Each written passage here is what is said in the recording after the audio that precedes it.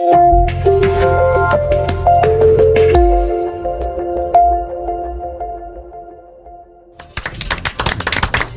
es para ti, eso es para ti. Invitado por mí. Invitado por mí. Y por los dos. ¿Y tú eres invitado aquí? Sí. No, yo no soy invitado aquí, no me considero así. Bueno, entonces el aplauso a quién fue. ¿Y el aplauso a quién fue? No, quiero decir que fue invitado a cenar a la cena, conmigo esta noche. Sí. Solamente mi esposa, él y yo. Entonces, te puedo informar. Saludos, Juana, un saludo a Juana. Ahí sí me voy especialmente. Lo que él pida, invitado a una cena de gala. ¿Y quién paga, doctor? ¿Quién paga eso? Él. Don Andrés L. Mateo, el doctor Andrés L. Mateo, fundador del equipo desde la Casa Vieja. Sí. Sí.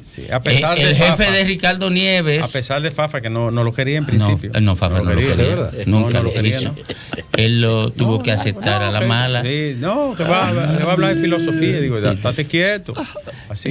No, que ya no quiere refundar conmigo. Refundar el país. Si supiera que yo, ¿te acuerdas, Fafa, que yo hice hace siglos en la prehistoria? Hice una presentación del libro de la refundación. 94. En el 90 y pico, ¿verdad? ¿Tú lo presentaste? Pregúntale a Fafa. Pero yo hice la última presentación cuando nos votaron. Que él estaba hablando del libro en el momento que nos sacaron. Y él siguió por la escalera. Con el libro en la mano. Con el libro en la mano, Andrés. Oye. Y levantándolo así, como blandiéndolo. Digo, Fafa, estamos votados de la jodida refundación. Que estamos jodidos. Pues, esa fue una repulsión. Sí. Andrés, déjame preguntarle al maestro L. Mateo. El discurso en la UNESCO, ¿fue en la UNESCO el discurso sobre la guerra? Sobre la guerra, sí, claro. ¿Cuál es el contenido? El contenido de ese discurso era una reflexión sobre todos los temas que se debaten en la UNESCO. La UNESCO es una enorme factoría de ideas y analizan y atraviesan por la UNESCO casi la totalidad de las inquietudes del pensamiento contemporáneo. Por ejemplo, el manual de normativa de la inteligencia artificial, para poner un ejemplo sobresaliente, que se discutió mucho, se llevó 1 año y medio de discusión. Tuvimos ¿Un manual para qué? Para controlar los resultados negativos de la inteligencia artificial. ¿Por qué? Bueno, porque la inteligencia artificial es un recurso que vivimos ya interactuando con él en la cotidianidad, pero que puede tener repercusiones muy negativas para la humanidad. Todo lo que la inteligencia artificial organiza alrededor de las posibilidades de realización social puede ser positivo, pero también hay muchas cosas negativas. Si existe la técnica, si existe el nivel del conocimiento, ¿quién sabe cuántas cosas las potencias que manejan a su antojo la inteligencia artificial están ya haciendo, realizando, y lo ignoramos nosotros los ciudadanos comunes y corrientes? La UNESCO entonces inició un conjunto de debates para configurar una normativa de uso de la inteligencia artificial. Duró muchos años, porque ahí duró 1 año y medio solo la discusión de la propuesta, porque el factor político gravitacional de lo que constituyen hoy día las competencias en el plano de las hegemonías mundiales, hoy día está en cualquier parte está. Y en la UNESCO es reverberante en este momento por la coyuntura de la guerra de Ucrania y Rusia, porque las circunstancias obligan generalmente a ir a la UNESCO a discutir lo que no se puede discutir en el plano del Consejo de Seguridad. Bueno, ¿por qué? Porque es muy simple. En el Consejo de Seguridad hay poder de veto, y las potencias que firmaron los armisticios del 46, que es la regulación del nuevo orden mundial y que es ciertamente contra lo que hoy día está actuando el movimiento tanto de la guerra como de la industria bélica a nivel mundial, porque ya los acuerdos del 46 no son reales ni objetivos. Cambiaron, China no existía, la dimensión de China no existía, no existía la India en las proporciones que tiene Alemania hoy día. No podía estar. Alemania no exactamente, el hecho de países como Turquía, etcétera. Pero cuando se discute en el marco del Consejo de Seguridad, no es suficiente porque el poder de veto que tienen estas potencias firmatarias del acuerdo, el poder de veto clausura cualquier debate.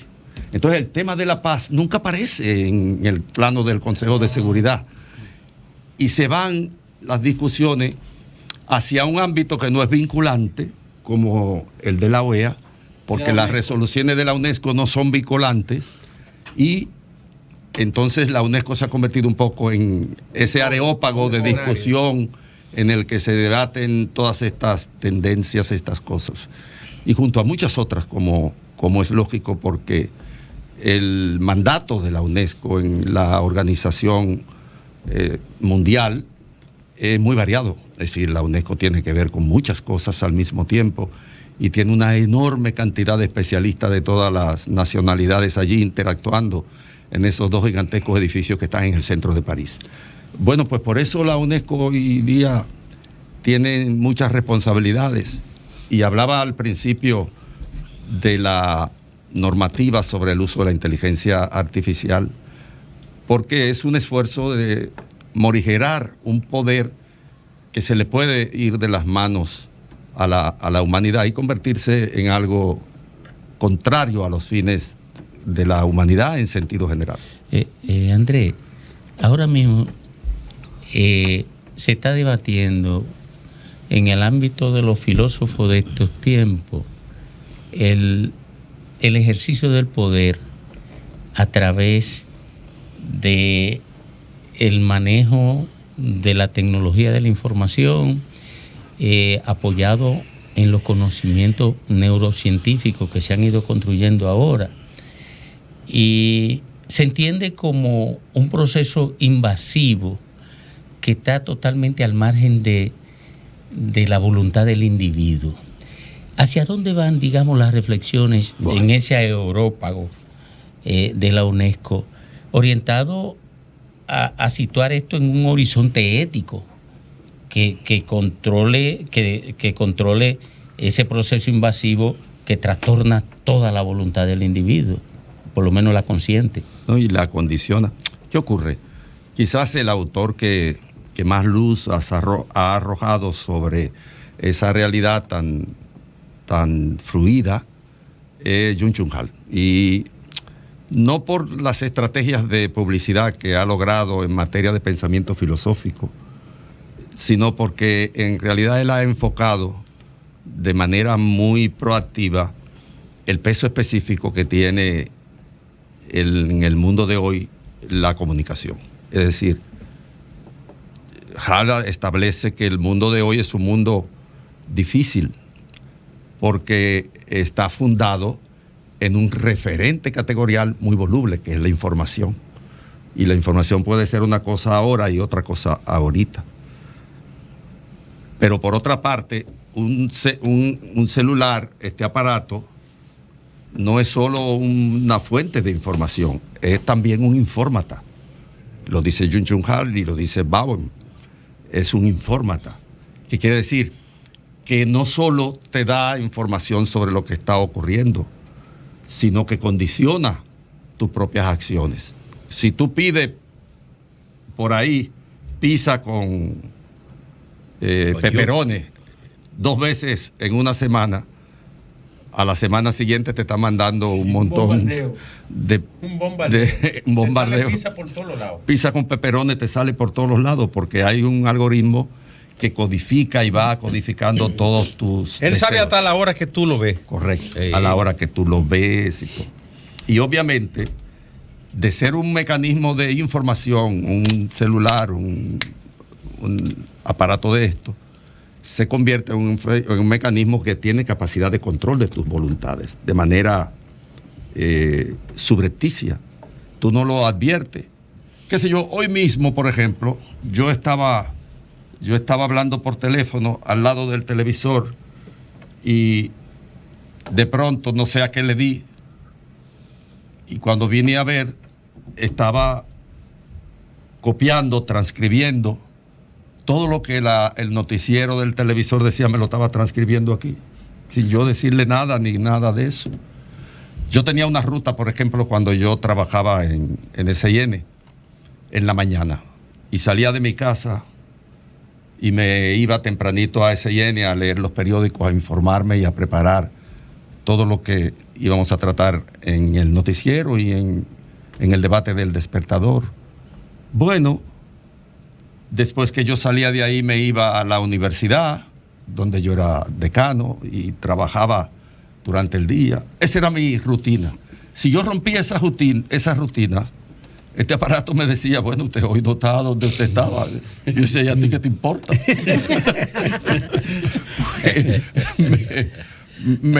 Es un mecanismo de control. Y digamos que son referencialidades anecdóticas porque hay otro tipo de influencia que impulsan a la manipulación del sujeto. ¿Y qué se piensa sobre algún muro de contención ética?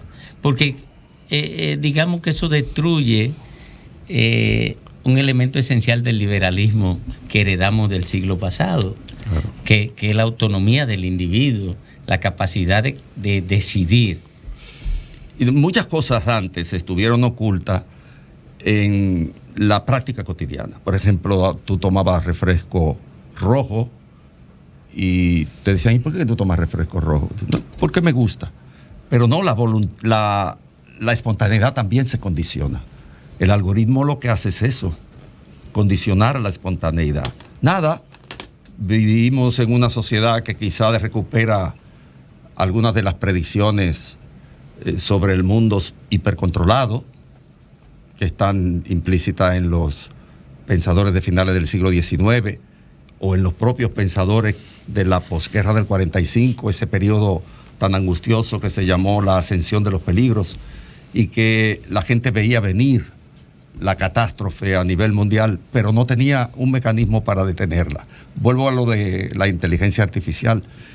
No hay algo que sea más aprovechable que la inteligencia artificial para muchas cosas positivas en la convivencia humana, pero al mismo tiempo es un mecanismo de control social que muchos países podrán usar para la opresión y para mantener a las sociedades en un determinado nivel de obediencia, de docilidad.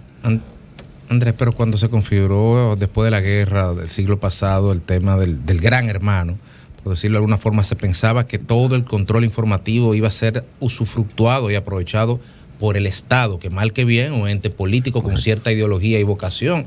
El problema es que estas nuevas realidades están controladas por unos entes difuminados, transnacionales, que ni siquiera tú puedes señalar un dueño porque son compañías por acción en muchos casos. Entonces el desafío es mayor todavía. Sí, por supuesto. El drama de una sociedad como la contemporánea es que no es una sociedad que puede ser pensada fácilmente.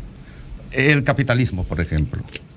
¿Por qué el capitalismo es un tema de referencia en términos de las ciencias sociales absolutamente transparente? ¿Por qué?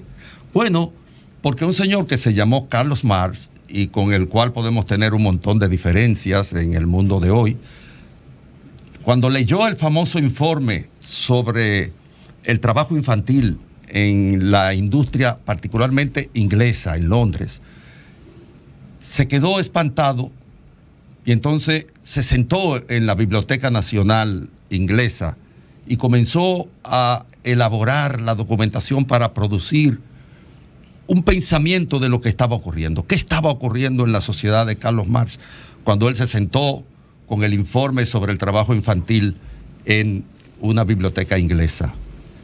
Bueno, Marx buscó la naturaleza de ese régimen, la esculcó, sacó el fundamento incluso hasta matemático, mercancía, dinero, mercancía.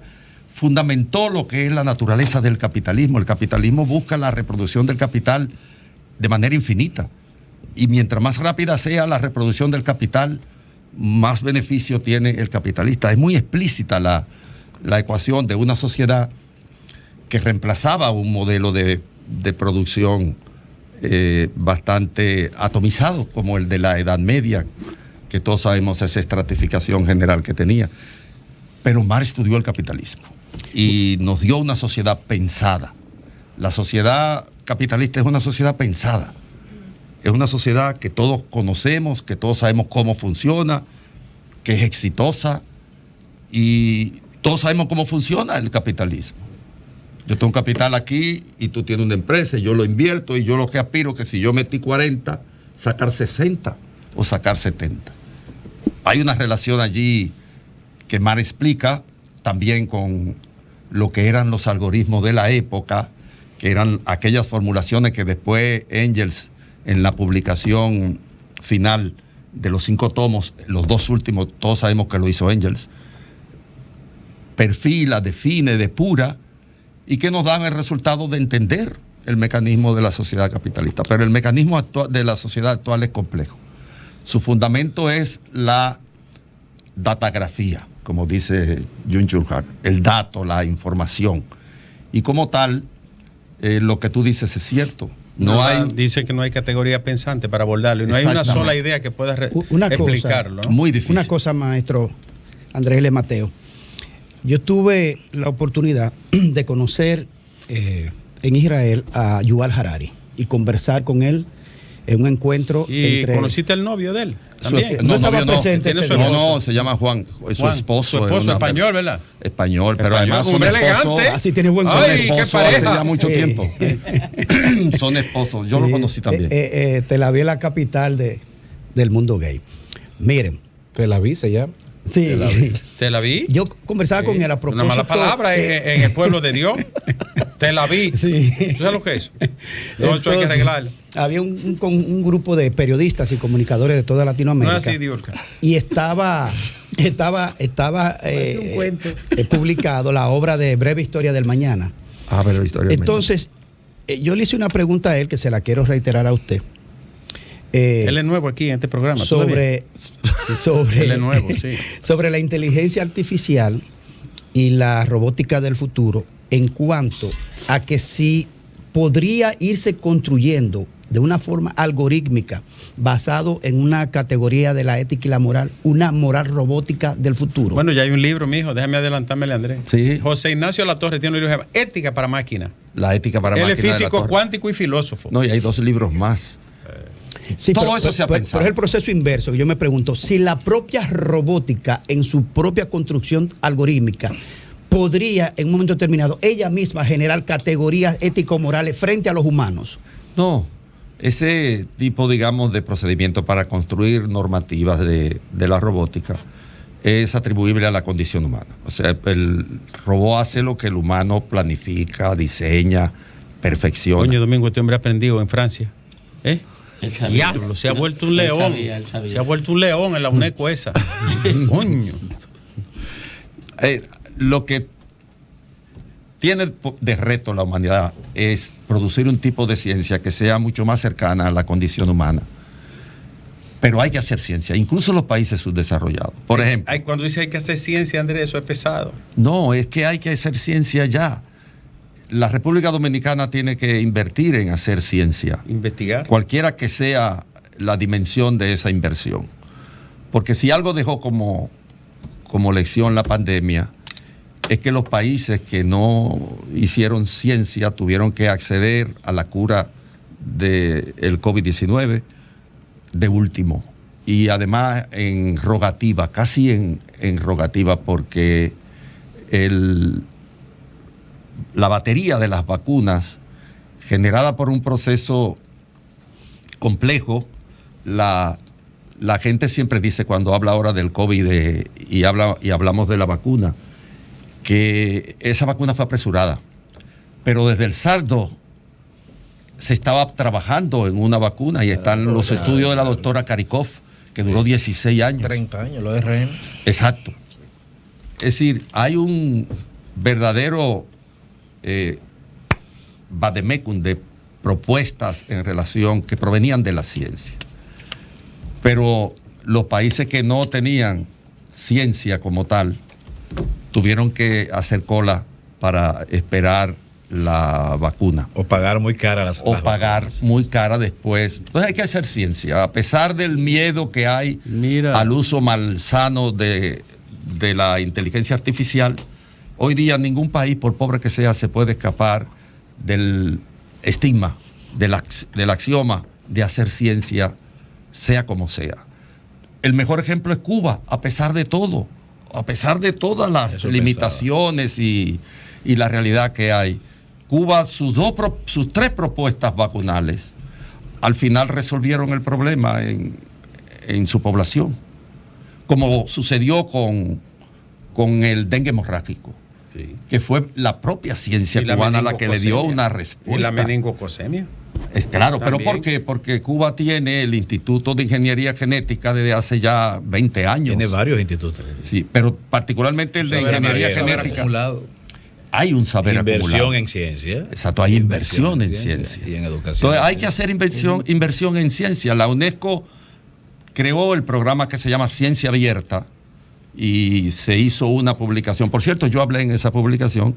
Se hizo una publicación exhortando a los países, incluso subdesarrollados, a que del presupuesto se planifique, por ejemplo, algún tipo de enseñanza de principios de robótica desde la primaria, desde la escuela primaria, porque la ciencia no es patrimonio de los grandes países solamente, ni de los científicos que tienen una cara de loco y el pelo revuelto. No, los niños pueden aprender a hacer ciencia todos los días, a asimilarse la relación de causa a efecto en los procesos que observan, que eso es lo que es la ciencia. Y en definitiva, el régimen educativo dominicano tendrá que cambiar hacia ahí. Gracias, Andrés. Gracias, don Andrés L. Mateo. Tú debieras ser el ministro de Educación de la República Dominicana. Debió. Que voy para allá. Pero tú eres que paga la cena. No. Ay, Dios domingo. No. Es en Franco que la va a pagar. Si tú vas, Franco ya no existe. Si tú vas a la casa, si tú vas a la casa de Nieve, deja que Juana te salude. Y la esconde para que no te ofrezca nada. No, acuérdate la vez que Fafa no falló cuando nos invitó a comer con el cerdo aquel. Yo me lo llevé a comer para Laurela. ¿Es verdad? ¿Quién pagó, doctor? Él pagó. Sol 106.5, con la mayor variedad de contenido, información, entretenimiento e interacción en una sola estación. Cobertura total, disponible para ti en la radio y en las plataformas digitales. Somos Sol 106.5, la más interactiva.